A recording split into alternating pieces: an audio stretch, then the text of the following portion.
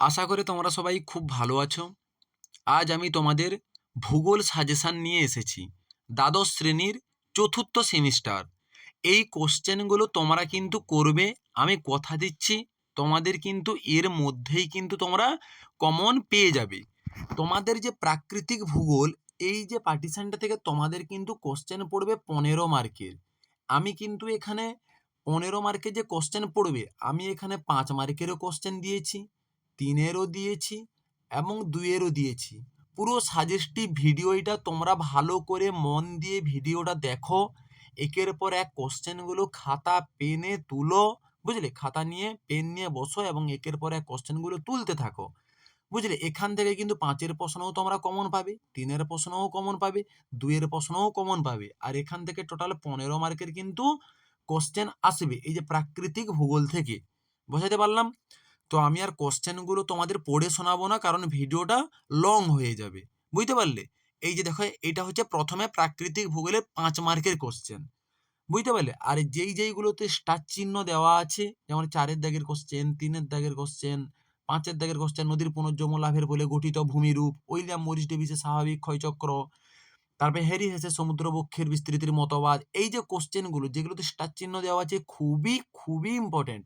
কিন্তু তার মানে এই নয় যে যেগুলোতে আমি স্টার দেইনি ওগুলো কিন্তু গুরুত্বপূর্ণ নয়। ওই কোশ্চেনগুলোও কিন্তু খুবই গুরুত্বপূর্ণ। বুঝতে পারলে? তোমরা সমস্ত কোশ্চেন কিন্তু খাতাতে তুলো। এইগুলো কিন্তু 5-এর প্রশ্ন, টোটাল আমি 15টা দিয়েছি। তারপরে এইখানে দেখো যে 7 নম্বর কোশ্চেনটা, এই যে নাতিশীতোষ্ণ ঘূর্ণবাত, এই যে কোশ্চেনটা, বুঝলে? এই কোশ্চেনটা কিন্তু খুব ইম্পর্টেন্ট আছে। নাতিশীতোষ্ণ ঘূর্ণবাতের উৎপত্তি ব্যাখ্যা করো। আমি কিন্তু সাজেশনটা মাথায় রাখবে, বিগত সালে তোমাদের ভূগোলের যে মানে এর আগে যে তোমাদের যে 10 বছরের যেটা যে উচ্চ মাধ্যমিক সিস্টেম ছিল, এখন তোমাদের সেমিস্টার সিস্টেম হয়ে গেছে। তো ওদের ইয়ারে কেমন কি কোশ্চেন দিয়েছে, সিলেবাস একই আছে, সিলেবাসের কোনো পরিবর্তন নেই। বুঝতে পারলে? তো এই জিনিসগুলো কিন্তু আমি দেখেছি, বহু বছর উচ্চ মাধ্যমিকে ঘুরিয়ে ফিরিয়ে এসেছে এবং অনেক অনেক কোশ্চেন যেগুলো ইউনিক যেগুলো দেয়নি বিগত 10 বছরে, সেই কোশ্চেনগুলো কিন্তু এই সাজেশনের মধ্যে রয়েছে। বুঝতে পারলে? যে 9-এর দাগের কোশ্চেনটা, তোমরা ভালো করে কোশ্চেনগুলো খাতাতে তুলো। তোলার পরে বাড়িতে কিন্তু কোশ্চেনগুলো আজ থেকেই রেডি করো। ব্যাস, এই কটা হচ্ছে 5-এর প্রশ্ন। রেডি? তোমরা 5-এর প্রশ্নগুলো সবগুলো তুলে নাও কিংবা স্ক্রিনশট করে নাও।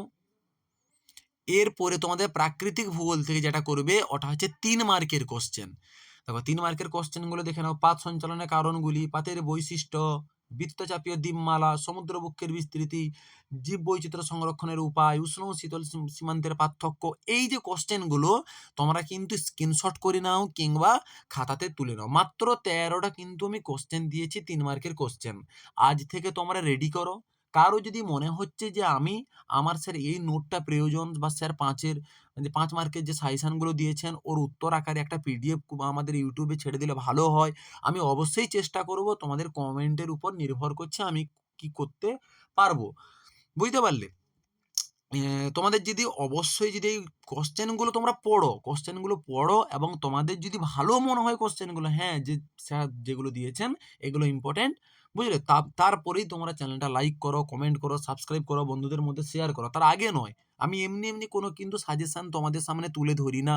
আমি স্টাডি করে, বুঝতে পারলে? আমি তারপরই কিন্তু তোমাদের সামনে সাজেশন তুলে ধরি। এরপরে তোমরা 2 মার্কের কোশ্চেনগুলো একটু দেখে নাও কিংবা স্ক্রিনশট করে নিতেও পারো। জলবিভাজিকা কি? স্থনোস্ফিয়ার কি? বেনিয়াব জোন বলতে কি বোঝো? বুঝলে? তারপরে এটা মধ্য হবে, সদ্য হয়েছে মধ্য সামুদ্রিক শৈলশিরা কি?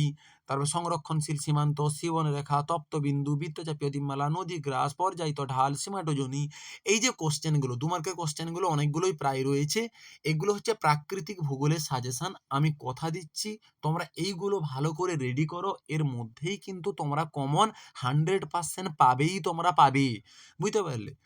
এই কোশ্চেনগুলো চাইলে তোমরা স্ক্রিনশটও করে নিতে পারো।